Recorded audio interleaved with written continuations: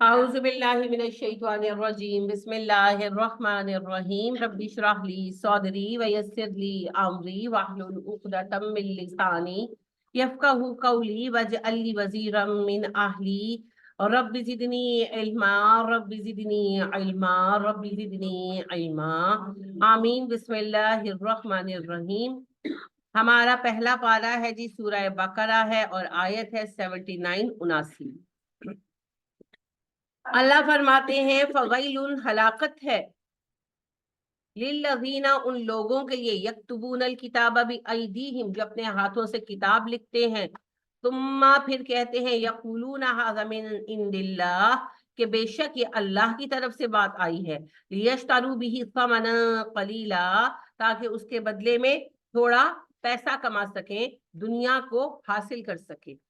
لکھنا اس لیے کہا اللہ کریم نے کہ یہود لکھنا جانتے تھے اور وہ توریت کو بدلتے تھے۔ مراد صرف لکھنا نہیں ہے، اللہ کی طرف ایسی بات منسوب کرنا اور رسول کی طرف ایسی بات منسوب کرنا جو اللہ رسول نے نہ کہی ہو، اور یہ زور دینا کہ یہ قرآن و حدیث سے ثابت ہے، وہ یہی جرم ہے۔ جیسے آپ کے بہت سارے نام نہاد عالم ہیں جو یہ بحث کرتے ہیں کہ عید میلاد النبی کرنا قرآن سے ثابت ہے اور پھر اس کے لیے جھوٹی دلیلیں گھڑتے ہیں۔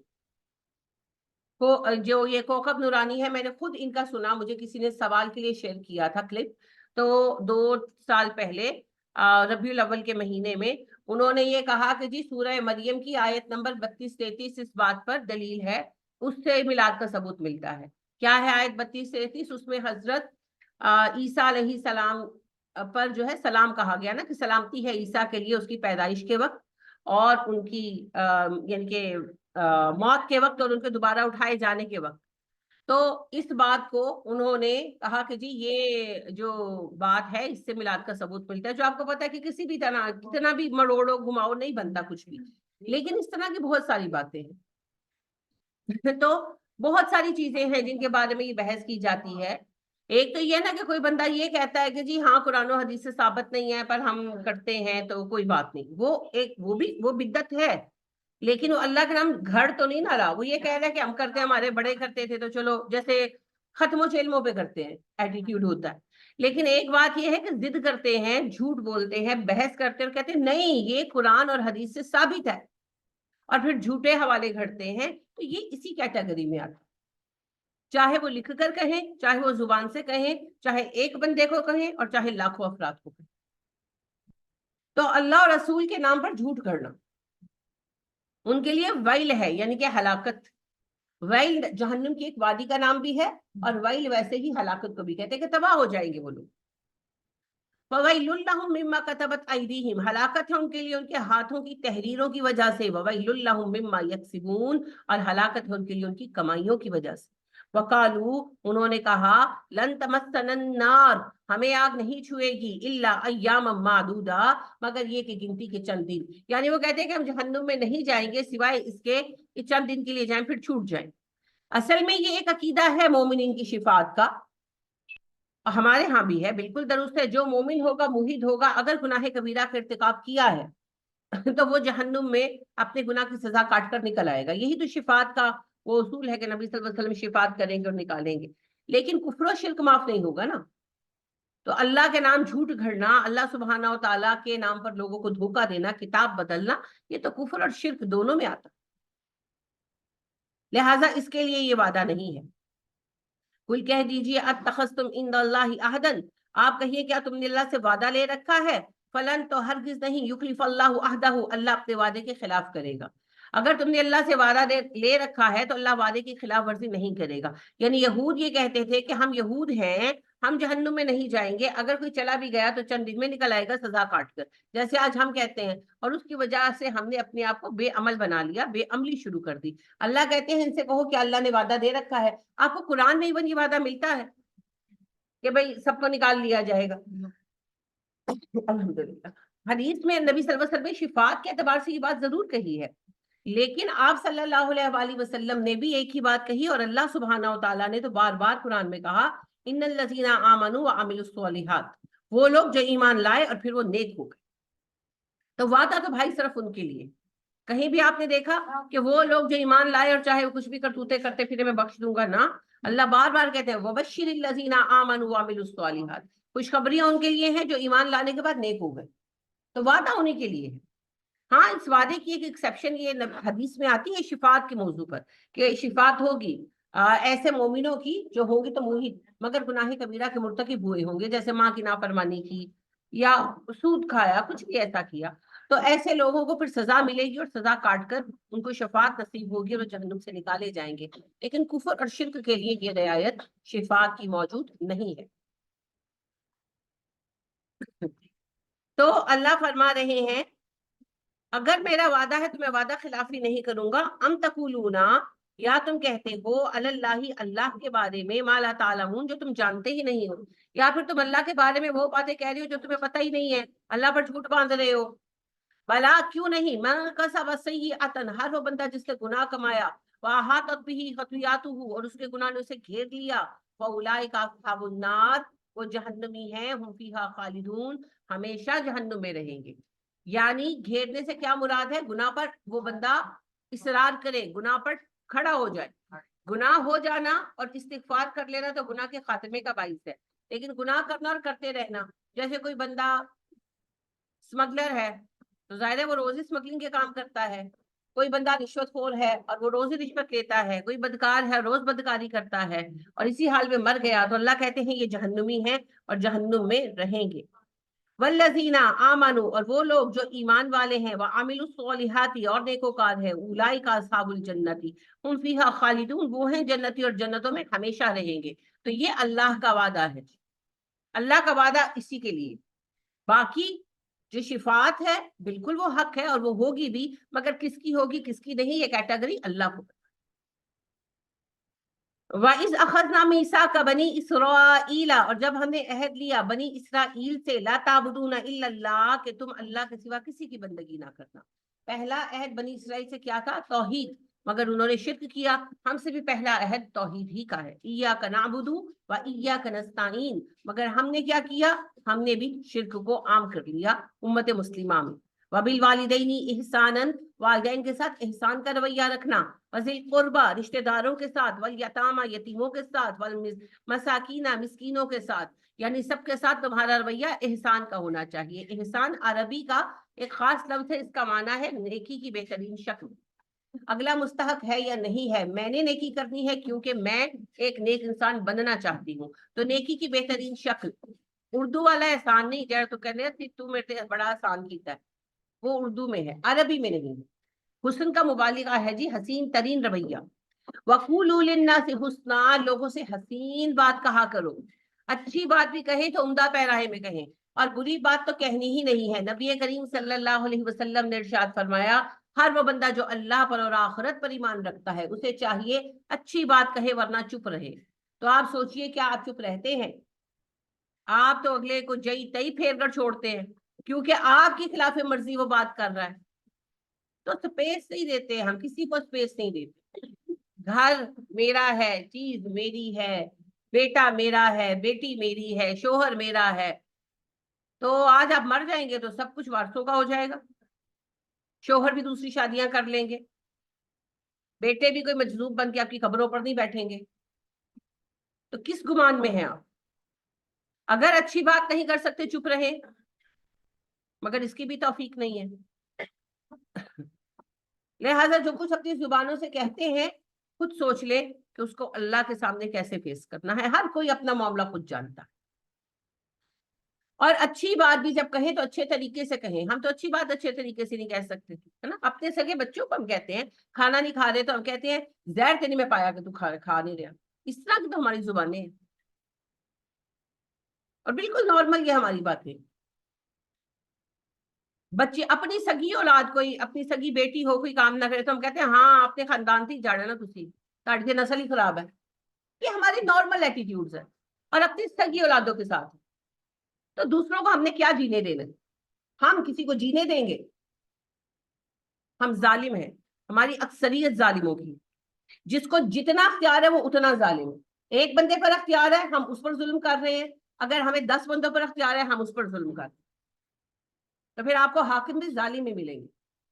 تو ذرا تنہائی میں بیٹھ کر کسی وقت اپنا احتساب کریں اور دیکھیں کہ آپ ظالم ہیں کہ نہیں ہیں. اور اگر آپ ظالم ہیں تو پھر اللہ سے شکوہ نہ کریں کہ ظالم حکمران کیوں نہیں ہے. ایک گھر میں اتنا سا اختیار، ہم خواتین ہیں نا، ہمارا اختیار کیا گھروں کے اندر یہ نا اتنا سا، تو ہم نے گھر والوں کا جینا دوبر کیا. باقیوں کا کیا کرنا ہے ہم نے؟ خود سوچیں.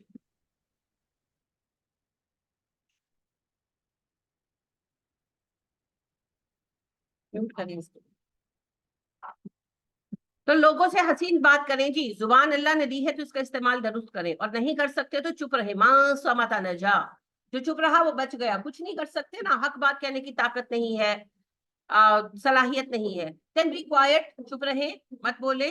یہ تو کر سکتے تو بس.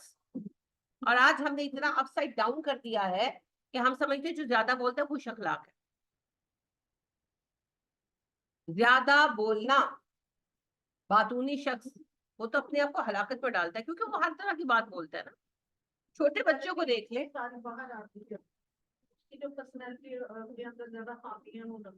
وہ بھی باہر آتی ہے، پھر برا ہی بول، کیا بولیں گے آپ؟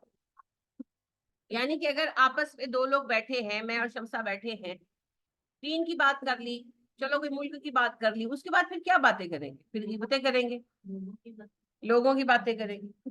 تو غیبت ہے نا، نامہ اعمال میں لکھی جا رہی ہے. تو کیا حاصل وصول ہے نا؟ یا بےہودہ مذاق لوگ کرتے ہیں تو کیا حاصل وصول ہے؟ سب نامہ عمل میں لکھا جا رہا ہے. تو ڈھنگ کی بات کرو، نہیں ہے ڈھنگ کی بات تو چپ کر جاؤ. نبی صلی اللہ علیہ وسلم تو بہت نہیں بولتے تھے. ولا تکن سرسارا، باتونی مت بن. ڈھنگ کی بات کرنی ہے تو کرے، نہیں ہے تو چپ رہے. زبردستی کی موضوع نہ کھولے. واقیم الصلاۃ، نماز قائم کرو، واتوا الزکات، زکات ادا کرو. یہ ساری جو احکامات ہیں ہمارے لیے بھی ہیں نا. اللہ پاک فرما رہے ہیں کہ ہم نے یہود کو یہی دین دیا تھا عمل کرنے کے لیے.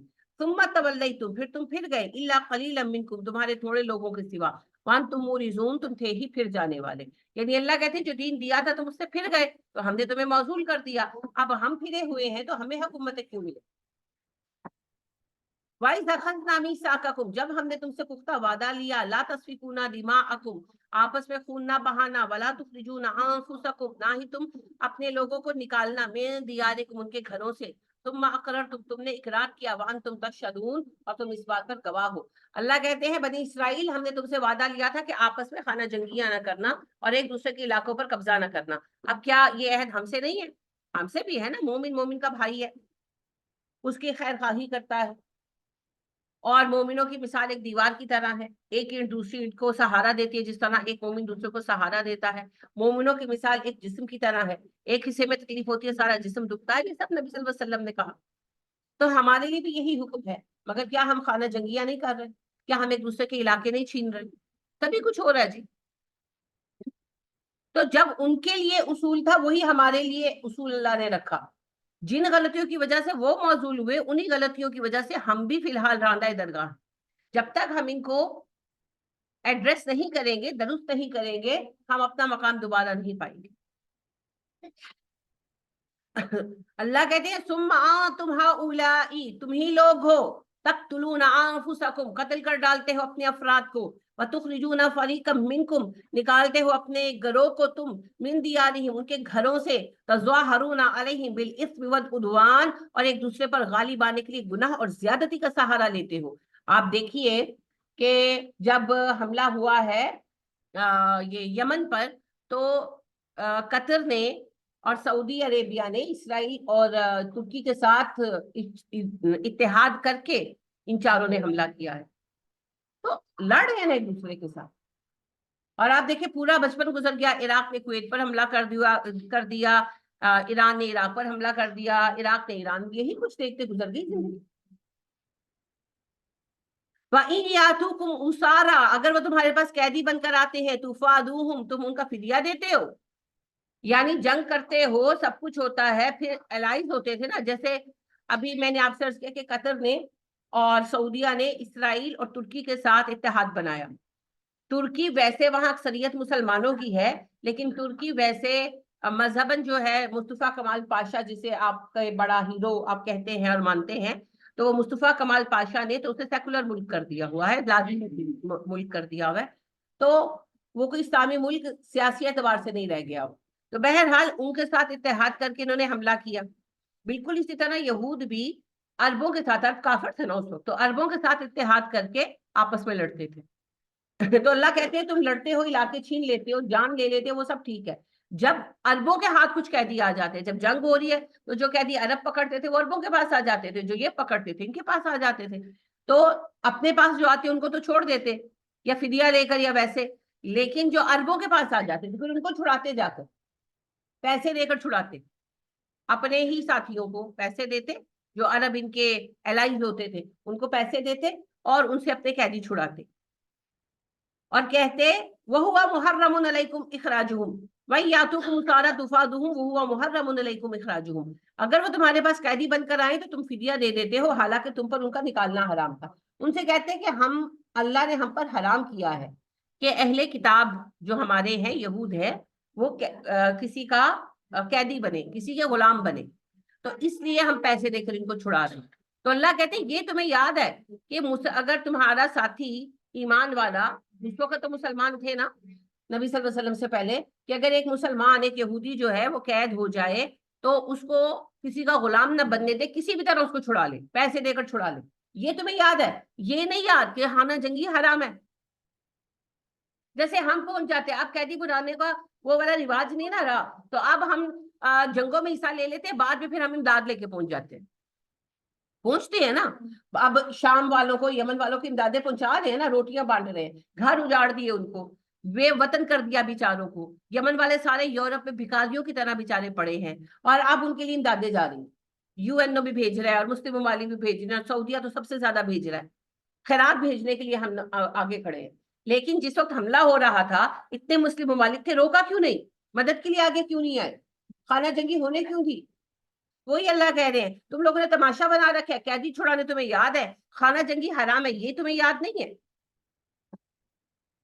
افتؤمنون ببعض الکتاب وتکفرون ببعض، کیا تم کتاب کے بعض حصوں پر ایمان لاؤ گے، بعض کا انکار کرو گے؟ یہ ایک مثال دی ہے اللہ نے، صرف یہی مراد نہیں ہے، یعنی اللہ پاک نے ایک بڑی مثال دی جو ظاہر سب کو نظر آتی ہے۔ اصل بات یہ ہے کہ کتاب کی بعض باتیں مانتے ہو، بعض نہیں مانتے، جیسے ہم لوگ کر رہے ہیں، جو چیز مجھے پسند ہے وہ میں نے مان لینی ہے، جو مجھے پسند نہیں ہے وہ میں نے نہیں ماننی۔ فار ایگزامپل گھروں کی بات کر رہی ہوں کیونکہ خواتین ہیں، خواتین کو یہ منا کر دیکھ لو کہ مرد دوسری شادی کر لیں، آسمانوں کو ہاتھ لگائیں گی، اجازت ہے نا قرآن میں، حلال ہے نا، کیوں اتنی تکلیف ہوتی ہے؟ مان لینا نا، ہم دنیا کی سب سے بڑی مومنہ ہیں، لیکن کر کے دکھائے شوہر دوسری شادی، حرام کاری کر لیں، انہوں نے افیئر چلائے ہوں وہ برداشت کر لیں گی، دوسری شادی کر لے شوہر، ہاں کر کے دکھائے، سارا خاندان چڑیلوں کا خاندان بن کے پیچھے پڑتا ہے۔ سیریسلی میں نے خود دیکھا، سارا ایمان دھرم دھرا رہ جاتا ہے، طے کر کے وہ کونے میں، آ جاؤ میدان میں، کیا مرد تو کیا عورتیں سب بھول جاتے ہیں، وہ محرابیں جو ماتھوں پہ پڑی ہوئی ہیں، وہ جو کھانے پہ جاتے ہیں تو وہ کھول کھول کر کتابیں درس دیتے ہیں، وہ سب سائڈ پہ پڑا رہ جاتا ہے۔ کیوں؟ کیا ہے؟ نبی صلی اللہ علیہ وسلم نے دوسری شادیاں نہیں کی؟ جب کسی دوسری شادی کرنے والے پر انگلی اٹھاتے ہیں، اللہ کے نبی پر انگلی اٹھاتے ہیں، اس وقت تو تکلیف نہیں ہے، اپنی مرضی ہے نا۔ اور جو مرد حضرات ہے، شادیاں کرنے کا بڑا چاو ہے سب کو، بیوی نہ ایک سنبھالی جاتی ہے نہ دوسری، کسی نے پہلی بیوی کو شہزادی بنا کر دوسری کو ذلیل کیا ہوا ہے، کسی نے دوسری کو شہزادی بنا کر پہلی کو ذلیل کیا ہوا ہے۔ خالی شادیاں کرنا کافی نہیں ہے، شادیوں کو مینج کرنا مردوں کی ذمہ داری، قیامت کو جواب نہیں دینا، ڈرتے نہیں اللہ سے۔ ایک اونٹ کو نبی صلی اللہ علیہ وسلم نے بلبلاتے دیکھے نا، باغ میں گئے تو ایک اونٹ بندہ تھا، حضرت کہتے ہیں آپ صلی اللہ علیہ وسلم ایک انصاری کے باغ میں گئے، وہاں ایک اونٹ بندہ تھا جو بڑا کمزور تھا، اس کی ہڈیاں نظر آ رہی تھیں اور اس کی کمر پر زخم بھی تھا، وہ زین وغیرہ ڈالنے سے نا ہو گیا ہوگا، تو وہ آپ کو دیکھ کر بلبلانے لگا، تو آپ صلی اللہ علیہ وسلم نے اس کو تھپ تھپایا، پیار کیا، اور پھر اس کے مالک انصاری صحابی کو بلایا اور کہا تم اس اونٹ کے لیے قیامت کے دن اللہ کے سامنے جواب دہی سے نہیں ڈرتے؟ کیا جواب دو گے اللہ؟ اسے پورا کھانا دیا کرو، اس پر اتنا بوجھ لا دو جتنا وہ اٹھا سکتا ہے، اور بیمار ہو تو اسے آرام دو، ایک اونٹ کی جواب دہی سے تم نہیں ڈرتے، یہ نبی کہتے ہیں، تو بیویوں کی جواب دہی سے تم ظالم نہیں ڈرتے؟ اپنی مرضی کا دین ہے نا، اپنی مرضی کا دین ہے۔ جو چیز میں گھر سے مثال دے رہی ہوں، اس لیے یہی حال بہوؤں کا لے لیں، یا تو بیٹے بیوی کو شہزادی بنا کے رکھے ہوئے ہیں اور ماں باپ کو کچرے میں پھینکا ہوا ہے، وہ خالی منہ سے اتنی بات کر دینا کہ بیٹے مجھے روٹی ٹائم پر ذرا مل جائے تو امی ابو آسمان سر پہ اٹھا لیتے، اور یا پھر بیویوں کو بالکل ہی ذلیل کر کے ملازمہ بنایا ہوا ہے اور ماں باپ کو سر پہ اٹھایا ہوا ہے، بیلنس ہے ہی نہیں۔ دونوں کا حق ادا کرنا ذمہ داری ہے نا شوہر کی، نہیں ہے ہی، اپنا پسند کا دین ہے۔ جسے ماں باپ کی خدمت سمجھ آ گئی اس نے بیوی کو کنڈم کیا ہوا ہے، جس کو بیوی کا حق سمجھ آ گیا اس نے ماں باپ کو کنارے لگایا ہوا ہے۔ کیا ہے یہ، کس طرح کا، یہ گھروں کا ماحول ہے اور یہ ہر گھر میں آپ دیکھیں گے۔ تو ہم نے یا ظالم بننا ہے یا مظلوم بننا ہے، بھائی ہم درمیان کی جگہ پر کیوں نہیں آتے؟ نہ ظالم بنو نہ مظلوم، سب کے حق ادا کرو۔ تو اپنا من پسندیدہ دین ہے، حلال و حرام میں بھی یہی کر رکھا ہے، پردے میں بھی یہی کر رکھا ہے، داڑھی میں بھی یہی کر رکھا ہے، کاروبار میں بھی یہی کر رکھا ہے، سیاست میں بھی یہی کر رکھا ہے، ہر جگہ ہم نے اپنی مرضی کا دین بنایا، ہر کسی نے بھائی۔ سیاست میں بھی ایک بندہ، اگر آپ کا کام والا، آپ کے گھر کوئی کام والا آتا ہے اور وہ آپ کے گھر سے ایک چینی کا پیکٹ چوری کر لیتا، آپ کام سے نکال دیتے اور آپ کہتے دوبارہ نظر نہ آئے مجھے، بالکل صحیح کرتے۔ آپ کے حکمرانوں نے خربوں کا فراڈ کیا ہے، آپ ان کو ملازمت سے فارغ کرنے کو تیار نہیں ہیں، آپ کے ووٹ پھر انہی کے لیے ہیں، کیونکہ آپ کے جد امجد بھی انہی کو ڈالتے تھے، آپ بھی انہی کو ڈالیں گے، انہی کی وفا میں مریں گے، چاہے وہ چور ہیں، چاہے وہ اچکے ہیں، چاہے وہ کتنے بے وقوف ہیں، چاہے ان کو بات کرنے کی تمیز نہیں ہے، آپ نے ووٹ انہی کو دینا۔ تو حق کے ساتھ کون کھڑا ہے؟ یہ باتیں دنیا کی نہیں ہیں، یہ سب باتیں دین کہاں پر نافذ ہونا ہے؟ مریخ پر، اسی دنیا پر نافذ ہونا ہے۔ گھر میں دین نافذ ہوگا، ملک میں دین نافذ ہوگا، دفتر میں دین نافذ ہوگا، بازار میں دین نافذ ہوگا، اسکول میں کالج میں دین نافذ ہوگا۔ مگر ہم صرف دین کی وہ بات قبول کرتے ہیں جو میرے حق میں ہے، یعنی جیسے بیٹھ کر پانی پینا، وہ میں بیٹھ کر پیوں کہ ذرا پتہ چلے میں دیندار ہوں۔ تمیز کے ساتھ بات کرنا، وہ میں کیوں کروں؟ وہ نہیں مجھ سے ہوتی، مجھ سے نہیں برداشت ہوتا، تو اپنا من پسندیدہ دین۔ تو یہ اللہ نے موٹی مثال دی کیونکہ جنگیں نظر آتی ہیں نا، اس لیے اصل بات یہ ہے کہ ہم نے ہر معاملے میں یہ اصول بنا رکھا ہے، افتؤمنون ببعض الکتاب وتکفرون ببعض، قرآن کے بعض احکامات کو ہم نے ماننا ہے، بعض کو ہم نے نہیں ماننا۔ فما جزاء من یفعل ذلک منکم، جو تم میں سے اس فعل کا ارتکاب کرے گا اس کا بدلہ یہ ہے، الا خزی، رسوا کر دیں گے ہم اسے فی الحیات الدنیا، دنیا کی زندگی میں۔ اس وجہ سے آج ہم لوگ رسوا ہیں، ہم مسلمان دنیا میں اس وجہ سے رسوا ہیں۔ مسلمانوں کی کوئی عزت ہے؟ نہیں ہے جی، مسلمانوں کی کوئی عزت نہیں۔ جو باہر بیٹھے ہوئے ہیں نا ان سے کبھی پوچھیں کہ مسلمانوں کو، اسپیشلی پاکستانیوں کو، لوگ ملازمت پہ رکھنا پسند نہیں کرتے کہ کام چور ہیں، جھوٹے ہیں، بہانے باز ہیں، بدنام ہوئے ہوئے، ہم ذلیل ہوئے ہوئے، کیوں ہوئے ہوئے ہیں؟ یہ وجہ ہے نا، اللہ نے ذلیل کر دیا، اللہ نے ہمارا وقار ختم کر دیا، کیونکہ ہم نے قرآن کا وقار ختم کیا، اللہ نے ہمارا وقار ختم کر دیا، رسوا کر دیا۔ وَيَوْمَ الْقِيَامَةِ يُرَدُّونَ إِلَىٰ أَشَدِّ الْعَذَابِ، قیامت کے دن وہ عذاب شدید کی طرف لوٹائے جائیں گے۔ اب جو قرآن کے بعض حصوں کا انکار کرتا ہے، بعض کا اقرار کرتا ہے، اور اس وقت امت کا 80% حصہ اسی میں مبتلا ہے، بلکہ 90% ہی۔ پھر اللہ اپنی مرضی سے رحم کر دے، وہ مالک ہے، لیکن یہ جو جرم ہے نا، یہ کفر بھی ہے اور شرک بھی ہے۔ قرآن کے ایک حکم کا انکار پورے قرآن کا انکار ہے تو کفر ہے، اور اللہ کے حکم کو چھوڑ کر اپنی بات ماننا شرک ہے، اللہ کے برابر اپنے آپ کو ند بنانا ہے تو کفر اور شرک ہے۔ اس کی معافی کا اللہ نے وعدہ نہیں کیا، اللہ نے بلکہ کہا میں معاف نہیں کروں گا۔ ہاں، اگر اس نے براہ راست کبھی شرک نہیں کیا تو کیا اللہ معاف کر دیں گے؟ پتہ نہیں، یہ فیصلہ اللہ کی طرف، کیونکہ دیکھیں نا، دو جرائم ہیں، اللہ کی مرضی ہے۔ وہ جیسے آپ آل عمران میں پڑھیں گے، عیسیٰ علیہ السلام کہیں گے اللہ جی تیرے بندے ہیں، چاہے معاف کر دے چاہے سزا دے، وہ پھر اس کا اختیار۔ لیکن جنت اور جہنم کا اتنا بڑا رسک لینا، ادخلوا فی السلم کافہ، پورے داخل ہو جاؤ۔ ہمارے آج گھر کے مسئلے ہوں، مارکیٹ کے مسئلے ہوں، ملک کے مسئلے ہوں یا بین الاقوامی مسائل ہوں، ہمارے مسائل کا اصل سبب صرف ایک ہے۔ کیا ہے وہ سبب؟ अफतुमिनूना बिबादिल किताबि व तकफुरूना बिबाद, कुछ बातों को मानना कुछ को छोड़ देना, सेलेक्टिव दीन जी, सेलेक्टिव दीन। वमल्लाहु, नहीं है अल्लाह बिगाफिल गाफिल अम्मा तामलून, तुम्हारे अमाल से अल्लाह जानता है तुम क्या कर रहे हो।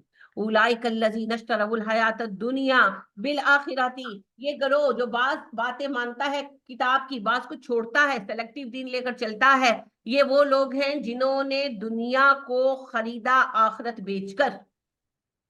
ये हमारा तस्करा है जी, ये हम हैं। हमने अपनी दुनिया की खातिर अपनी आखिरत बेची हुई है, क्योंकि हम में से किसी को पूरा दीन नहीं चाहिए। हमारी बच्चियां आज नंगी फिर रही है ना, तो हम उनकी सपोर्ट करते, हम नहीं ये बात मानते कि हमारी बच्ची गलत है या हम गलत है। अच्छी अच्छी बापर्दा खवातीन शादियों के ऊपर सब कुछ उतार कर साइडों पर रखकर मैडम डियाना बनी होती है, और कह दो तो फिर मसला ये है कि हाँ जी हमने किया क्या है। हमारा यकीन करें कुछ नहीं किया, कुछ नहीं बिगाड़ा, कोई नुकसान नहीं किया, अपना नुकसान किया। वमा ज़लमूना वलाकिन अनफुसहुम यज़लिमून, उन्होंने हम पर जुल्म नहीं किया, वो तो अपने नफ्सों पर जुल्म करते रहे। ये आम बातें, ये वो छोटी छोटी बातें जो हर घर में है, और मैं इनका तज़किरा कर रही हूँ। आप अपनी जिंदगी पर गौर करेंगे, आपको बेशुमार मौके याद आएंगे जब आपने जानते बूझते हुए अल्लाह के हुक्म को तोड़ा और अल्लाह की नाफरमानी की। तो अल्लाह कहते हैं जो ऐसा करते हैं, इन्होंने आखिरत बेचकर दुनिया खरीदी है। फला युखफ़फ़ु अन्हुमुल अज़ाबु, उनका अजाब हल्का ना होगा, वला हुम युनसरून, ना वो मदद दिए जाएंगे। और याद रखें ये किताब वालों का गिरोह है ना, जिसको किताब मिली और उसने किताब की ये नाकदरी की, ये सजा उसकी बयान हो रही। अब अल्लाह किसी को माफ कर दे, वो अल्लाह की मर्जी है, लेकिन अल्लाह ने वादा जो किया है वो कुछ और है, वो आपके सामने। तो इसको इतना हल्का ना समझे जी कि सेलेक्टिव दीन छोड़ दें, उस खुलूफ इस्लामी काफा इस्लाम में पूरे दाखिल हो जाए। वलक़द आतैना मूसल किताबा, बेशक हमने मूसा को किताब अता की थी। वक़फ़ैना मिन बादिही बिर्रुसुल, और हमने उनके बाद पै दर पै रसूल भेजे। व आतैना ईसा इब्न मरियमल बैयिनाति, और हमने फिर भेजे ईसा बिन मरियम रोशन निशानियों के साथ। व अय्यदनाहु बिरूहिल कुदुस, और हमने उनकी मदद की जिब्राइल अमीन के जरिए। रूहुल कुदुस जिब्राइल का नाम है। अच्छा जी, यहूद पर पहले बाकायदा नबी मूसा थे, और आखिरी यहूद पर जो नबी आए वो ईसा थे अलैहिमुस्सलाम।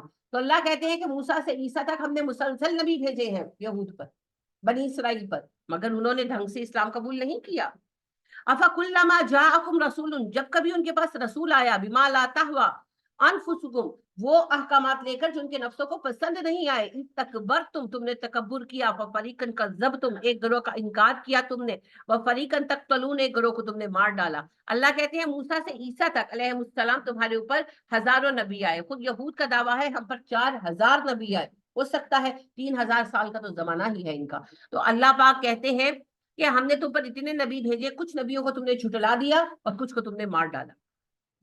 वकालू कुलूबुना गुल्फ, वो कहते हैं हमारे दिल महफूज है, मुसलमानों को कहते। साहबा जब उनको दावत देते ना और उनको कहते कि तुम ईमान क्यों नहीं लाते, तो वो कहते हैं कुलूबुना गुल्फ, हमारे दिल गुलाफ के अंदर है, महफूज है, तुम्हारी बातें हमारे दिलों पर असर नहीं करती। बल लअनहुमुल्लाहु बिकुफ्रिहिम, अल्लाह कहते हैं हरगिज नहीं, कोई दिल महफूज नहीं, अल्लाह ने लानत कर दी है इन पर इनके कुफ्र की वजह से। फकलीलम मा युमिनून, तो बहुत कम है कि ये ईमान लाएं। यानी या तो इनमें से बहुत कम लोग ईमान लाएंगे, ये मुराद है, या फिर ये मुराद है कि इनके ईमान का लेवल बड़ा थोड़ा रहेगा। अल्लाह को तो मानते हैं ना, तो ईमान का लेवल बड़ा थोड़ा है। हमारे वाला हाल है, आप किसी को बैठकर कुरान पेश करते हैं, बड़े सगीर वो बदकिस्मत खिता है, जहां पर आप किसी को कुरान और हदीस पेश करते हैं तो वो आगे से कहते हैं हाँ हाँ आयते है कुरान दी, पर साडे फिक्र दे विच इंज नहीं होता, साडे खानदान दे विच इंज नहीं होता, साढ़े बाबा जी है कहने ने। तो अल्लाह और रसूल की बात पर वो लेकर आते हैं अपने फुकाहा को, अपने पीरों को और अपने अजदाद को, और रद्द कर देते हैं कुरान और हदीस, और सामने कुरान की आयत मौजूद होती है। ये हाल है, और यही हाल कुफार का था, यानी यहूद का, जिनको अल्लाह ने कुफार कहा। तो ये सबब क्यों होता है, दिल इतना क्यों सख्त हो जाता है कि कुरान का हुक्म देखकर लोग नहीं पलटते। ये सबब है जो रब बयान कर रहे हैं। अल्लाह कहते हैं मैं फिर उन्हें कहता हूँ दफा ही हो। लाना का मतलब क्या है, लाना का मतलब है दफा हो जाओ, लाना का लफ्जी मतलब है दूर हो जा, दफा हो जा। तो लानत का मतलब है कि अल्लाह किसी को खुद से दूर कर, आउज़ु बिल्लाहि मिन ज़ालिक। तो वो फिर ये कि अल्लाह कहते हैं दफा हो जाओ, रहने दो, तुम आओ ही ना। تو اللہ نہ کرے ایسا ہو، لیکن بہرحال یہ سبب ہے بہت بڑا۔ وَلَمَّا جَاءَهُمْ كِتَابٌ مِّنْ عِندِ اللَّهِ، اور جب آ گئی ان کے پاس ایک کتاب اللہ کی طرف سے، مُصَدِّقٌ لِّمَا مَعَهُمْ، جو تصدیق کرتی ہے ان کے پاس موجود کتابوں کی، وَكَانُوا مِن قَبْلُ يَسْتَفْتِحُونَ عَلَى الَّذِينَ كَفَرُوا، اور اس سے پہلے وہ کافروں پر فتح مانگا کرتے تھے۔ فَلَمَّا جَاءَهُمْ، پھر جب آ گئی ان کے پاس، مَا عَرَفُوا، وہ کتاب جسے پہچانا انہوں نے، كَفَرُوا بِهِ، تو اس کا انکار کر دیا۔ یہود دعائیں مانگتے تھے کہ اللہ آخری نبی کو جلدی بھیج، ہمیں کافروں پر غلبہ دے، اور پھر جب نبی صلی اللہ علیہ وسلم آ گئے اور ان ظالموں نے پہچان لیا اور قرآن کو بھی پہچان لیا تو انکار کر دیا۔ انکار کا سبب کیا تھا؟ یہ بنو اسماعیل سے ہے، اگر اسرائیل سے ہوتا تو ہم ایمان لے آتے۔ خاندان فلعنت اللہ علی الکافرین، تو کافروں پر اللہ کی لعنت ہے۔ اگر کسی بھی سبب سے اللہ اور رسول پر کوئی کسی کو فوقیت دیتا ہے تو وہ کفر کا ارتکاب کرتا ہے، پھر چاہے وہ فقیہ کی محبت میں دے کہ ہم اس فقہی گروہ میں ہیں، تو اللہ اور رسول، یہ قرآن کی آیت ہے، ٹھیک ہے، جیسے طلاق کے احکام میں ہے کہ جو اللہ نے کہا کہ طلاق رجعی کے بعد دوبارہ نکاح ہو سکتا ہے، اور تم مت روکو اپنی بچیوں کو اگر وہ طلاق رجعی کے بعد اپنے ہی شوہروں سے دوبارہ نکاح کرنا چاہیں۔ آیت نمبر 232 233 جو بقرہ کی ہے وہ اسی سے بحث کرتی ہے۔ وہ آیت آپ سامنے رکھ دے تو کہیں گے ہاں صحیح کہہ رہے ہو، آیت تے ہے، پر اسی حنفی ہیں نا، ساڑھے چینج نہیں ہوگی۔ ابو حنیفہ کوئی سٹیٹمنٹ نہیں لے کر گئے تھے کہ تم ایسا کرنا، بات ابو حنیفہ کی نہیں، بات حنفیوں کی ہو رہی، یا شافیوں کی یا مالکیوں کی، جو بھی فقہ ہو۔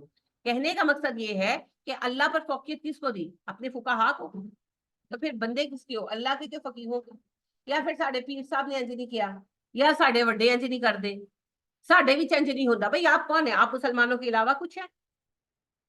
تو یہ جو باتیں ہیں نا، یہ بڑی ظالمانہ شرکیہ باتیں ہیں، مگر بدقسمتی کی بات یہ ہے کہ یہ وہ شرک ہے جو سیاہ رات میں سیاہ پتھر پر سیاہ چیونٹی ہے، نظر نہیں آتی، محسوس نہیں۔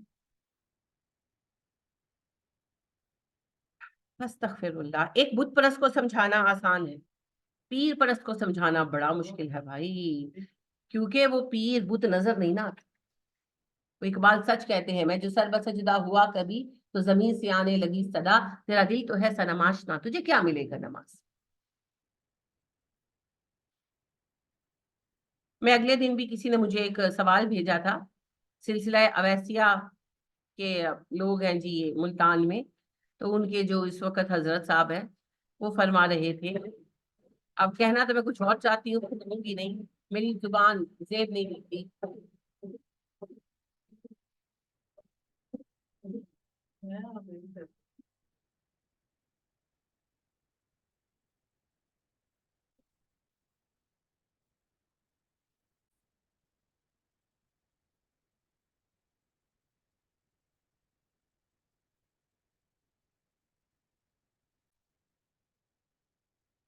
تو وہ سلسلہ ویسیہ کے جو حضرت صاحب ہیں وہ فرما رہے تھے کہ آپ حج پر جائیں، یعنی کسی نے سوال پوچھا عمرے پر جائیں تو ہم کیا کریں وغیرہ، سوال یہ تھا، تو وہ انہوں نے کچھ کہا بھی، بتایا کہ کوئی ان کی کتاب بھی ہے اذکار شذکار کی، جیسے سلسلوں کی ہوتی ہے نا، تو وہ آپ لے لیں، اور اہم بات انہوں نے کہا توجہ کی ہے، اہم بات ارتکاز کی ہے، فوکس کرنے کی ہے۔ تو آپ طواف کر رہے ہوں، آپ نماز پڑھ رہے ہو، اب اس جملے کو سنیے گا، آپ طواف کر رہے ہوں، آپ نماز پڑھ رہے ہوں، آپ سعی میں مشغول ہوں، آپ حج پر ہوں یا عمرہ پر ہوں، آپ مکہ میں ہو یا مدینہ میں ہو، آپ کی توجہ آپ کے پیر کی طرف رہنی چاہیے، آپ کا دل آپ کے پیر کی طرف متوجہ رہنا چاہیے۔ پہلے پیر کی ذات کا عرفان حاصل کرو، پھر رسول کا عرفان ملے گا، پھر اللہ کا عرفان ملے گا۔ اشہد ان لا الہ الا اللہ۔ ہن مینوں دسو یہ شرک نہیں ہے تو کیا ہے؟ لیکن یہ بات سمجھانا کتنا مشکل ہے، کتنا مشکل۔ اور جب وہ ہر وقت پیر کو ہی سوچتے رہیں گے تو پاگل ہی ہوں گے نا۔ اس کو کہتے ہیں فنا فی الشیخ، 3 مراحل رکھے ہوئے نا انہوں نے، فنا فی الشیخ، فنا فی الرسول، فنا فی اللہ۔ تو وہ فنا فی الشیخ میں پاگل ہو جاتے ہیں، غیر ضروری ارتکاز فرما کر، شرک کی وجہ سے پاگل ہو جاتے ہیں نا۔ بڑی بات کر نہیں نہیں، دلیر با مانے آپ اللہ کی طرف کہہ رہے ہیں؟ ہاں میں نے کہا لوگوں کی طرف کہہ رہی ہیں کہ لوگ تو ان باتوں کو پسند کرتے ہیں. ہاں اصل میں اللہ سے بے خوفی ہے. ان کو یہ لگتا ہے کہ ہم نے کلمہ پڑھ لیا ہے تو ہم بخشے جائیں گے. حالانکہ اللہ کے نبی صلی اللہ علیہ وسلم نے کہا جس نے لا الہ الا اللہ کہا اور اس کا اخلاص برقرار رکھا. یہ تو خود خدا بن کے بیٹھے ہوئے. حرم میں بھی جاؤ تو پیر صاحب کا چہرہ مبارک یاد رکھو. استغفر اللہ. ہاں پیر صاحب کو ہی دیکھ لو. پڑھتے ہیں نہ دوسرے گروپوں میں پڑھتے ہیں نہ پیچھے نماز نہیں پڑھتے. تو یہ بڑی ہی تکلیف دہ باتیں ہیں جی. لیکن میں آپ سے عرض یہ کرنا چاہتی ہوں کہ دیکھیں ہم نے شرک اس درجے تک پہنچا رکھا ہے. اور تکلیف دہ امر یہ ہے کہ بت کو کوئی پوچھ رہا ہے اس کو شرک سمجھانا آسان ہے، جو پیر کو پوچھ رہا ہے اس کو سمجھانا بہت مشکل ہے. تو یہ نسل پرستی، پیر پرستی، فقہی گروہ پرستی یعنی کہ فرقہ واریت، یہ سارے ہی شرک ہے. تو ان کا بھی تو فرقہ وارانہ اختلاف تھا نبی صلی اللہ علیہ وسلم سے. اور کیا اختلاف تھا؟ فرقہ ہی تھا نا. یہ کہتے تھے ہم بنی اسرائیل ہیں، تم بنو اسماعیل سے ہو. اگر تم اسرائیل سے ہوتے ہم نبی مانتے، تم بنو اسماعیل سے ہو ہم نبی نہیں مانیں گے. فرقہ واریت تھی. میں کسی فرقے کے کافر ہونے کا فتویٰ نہیں آپ کو دے دی. میں آپ سے ہمیشہ کہتی ہوں اور ہمیشہ کہتی رہوں گی، فرقہ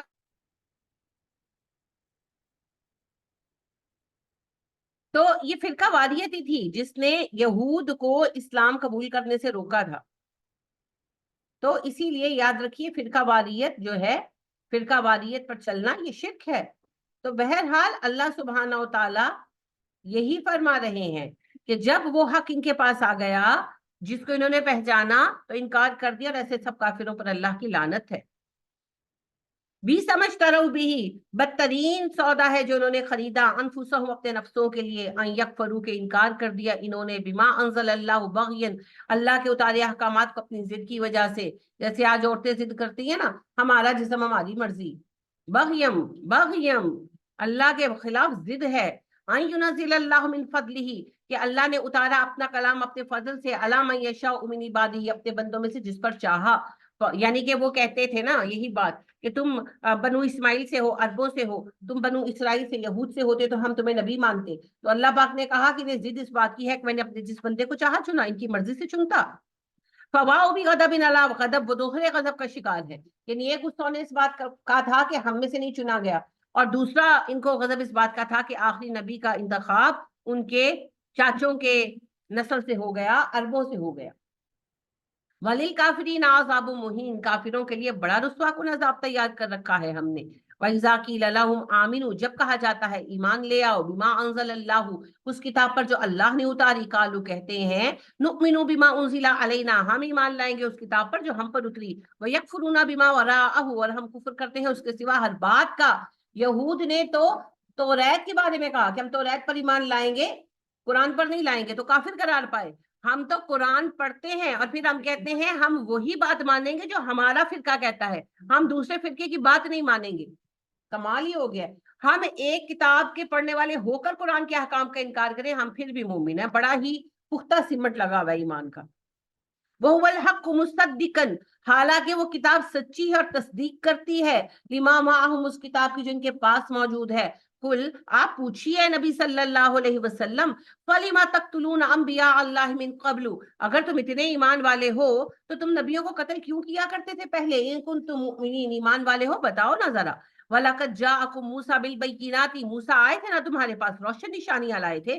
ثُمَّ اتَّخَذْتُمُ الْعِجْلَ مِن بَعْدِهِ اور تم نے یہ کیا کہ 10 دن کے لیے موسیٰ لیٹ ہوئے تو تم نے ان کے بعد بچڑے کو خدا بنایا.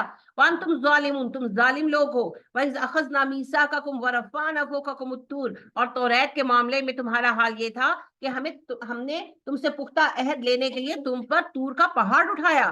خُذُوا مَا آتَيْنَاكُمْ بِقُوَّةٍ اور وعدہ لیا تم سے کہ پوری قوت کے ساتھ ہمارے احکامات کو پکڑو جو ہم نے دیے ہیں. وَاسْمَعُوا اور دھیان سے سنو ہماری بات. قالوا انہوں نے کہا سمینا و اسوینا ہم نے سنا مگر ہم نافرمانی کریں گے. یعنی مجبور ہو کر زبان سے تو سمینا و اطعنا کہا مگر دل میں نیت تھی کہ ابھی کا وقت ٹل جائے، بعد میں ہم نافرمانی ہی کریں گے. وَأُشْرِبُوا فِي قُلُوبِهِمُ الْإِجْلَ اور ان کے دلوں میں بچڑے کی محبت بس گئی تھی، بِكُفْرِهِمْ ان کے کفر کی وجہ سے، جیسے ہمارے دلوں میں دنیا کی محبت بسی ہوئی. कुल बि'समा यअमुरुकुम बिही ईमानुकुम इन कुंतुम मुमिनीन, ए नबी सल्लल्लाहु अलैहि वसल्लम इनसे कहिए